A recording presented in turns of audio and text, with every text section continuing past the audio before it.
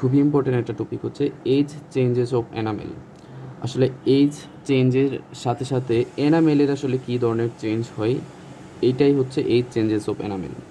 তো এজ চেঞ্জের সাথে সাথে এনামেলের কিছু পরিবর্তন হয়, যেমন এনামেলের যে most apparent age changes in enamel যেটা হয় সেটা হচ্ছে অ্যাট্রিশন। অ্যাট্রিশনটা মানে হচ্ছে ক্ষয়। এনামেলের বয়স বাড়ার সাথে সাথে এনামেলের ক্ষয়টাও বেশি হয়।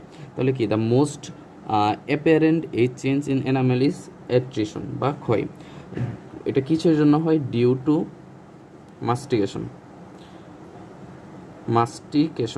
মাস্টিকেশনের কারণে বা মাস্টিকেশনের ফোর্সের কারণে অ্যাট্রিশন বা এনামেলের ক্ষয়টা বেশি হয় এজ চেঞ্জের সাথে সাথে।